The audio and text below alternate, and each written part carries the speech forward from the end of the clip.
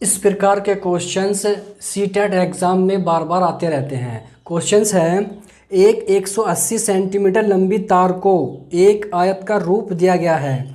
यदि आयत की चौड़ाई 30 सेंटीमीटर है तो इसकी लंबाई क्या होगी।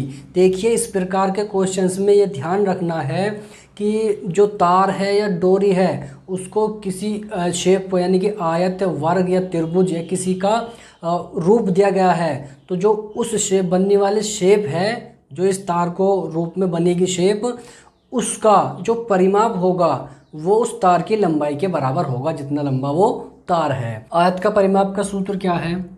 आयत का परिमाप, इसका सूत्र है 2 लंबाई प्लस चौड़ाई बराबर, इसका परिमाप क्या होता है? 2 लंबाई प्लस चौड़ाई। ये किसके बराबर होगा? जो तार है उसकी लंबाई की। तार की लंबाई क्या है? 180 सेंटीमीटर। तो 2L, चौड़ाई दी हुई है हमें 30, तो इजिकल टू 180। 2 से काटेंगे 180 को तो 90 बार कट जाएगा। तो L प्लस 30 बराबर क्या आएगा? 90।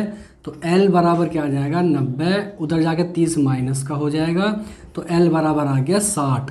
तो उस आयत की लंबाई क्या होगी? 60 सेंटीमीटर होगी, जो कि ऑप्शन नंबर सेकंड में दी हुई है। तो आपका ऑप्शन नंबर 2 राइट हो जाएगा। बस ये चीज़ ध्यान रखिएगा, किसी तार को जो रूप दिया गया है किसी आकृति का, जो आकृति बनने वाली है उसका परिमाप जो है उस तार की लंबाई के, या डोरी दी होगी डोरी के लंबाई के बराबर होगा। इस प्रकार के क्वेश्चंस सीटेट एग्ज़ाम में बार बार आते रहते हैं। क्वेश्चंस है, एक 180 सेंटीमीटर लंबी तार को एक आयत का रूप दिया गया है। यदि आयत की चौड़ाई 30 सेंटीमीटर है तो इसकी लंबाई क्या होगी।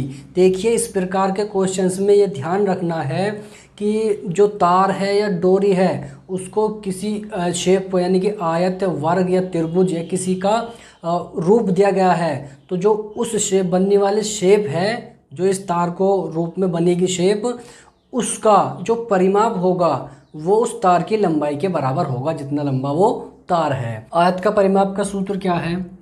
आयत का परिमाप, इसका सूत्र है 2 लंबाई प्लस चौड़ाई बराबर, इसका परिमाप क्या होता है? 2 लंबाई प्लस चौड़ाई।